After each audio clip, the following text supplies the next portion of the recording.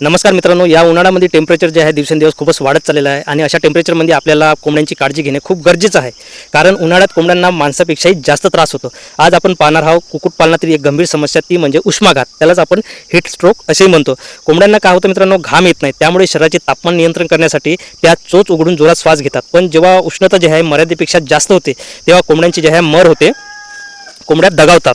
तर आपल्याला कोंबड्यांची मर थांबवण्यासाठी आपण नेमकं काय करू शकतो ते बघूया. सर्वात आधी तर मित्रांनो, शेडचे तापमान जे आहे ते आपल्याला कमी करायचे आहे. त्यासाठी आपल्याला शेडच्या छतावर जे आहे पालापाचोळा म्हणा किंवा गवत ते टाकून घ्यायचे आहे, किंवा तुम्ही स्प्रिंकलर जे आहे ते पण लावू शकता आपल्या शेडवरती. आणि शेडच्या अंदर जे आहे तुम्ही फॉगर लावू शकता. त्यामुळे आपल्या शेडच्या अंदरचं टेम्परेचर जे आहे ते 5 ते 6 डिग्री सेल्सिअसने जे आहे ते कमी राहणार बाहेरच्या टेम्परेचरपेक्षा. दुसरी गोष्ट मित्रांनो, पक्ष्यांना जे आपल्याला थंड आणि स्वच्छ पाणी जे आहे 24 तास प्यायला द्यायचं आहे. म्हणजे पिण्याचं जे पाणी आहे ते पक्ष्यांना कमी पडायला नको.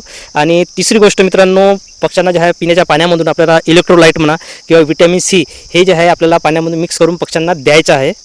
चौथी गोष्ट मित्रांनो, आपल्याला पक्ष्यांच्या खाद्याचा टायमिंग जे आहे तो कमी चेंज करायचा आहे. आपल्याला जे आहे दुपारच्या टायमात पक्ष्यांना फीड द्यायचं नाही, एक तर मॉर्निंगला द्यायचं आहे आणि सायंकाळच्या टायमाला जे आहे आपल्याला पक्ष्यांना फीड द्यायचं आहे.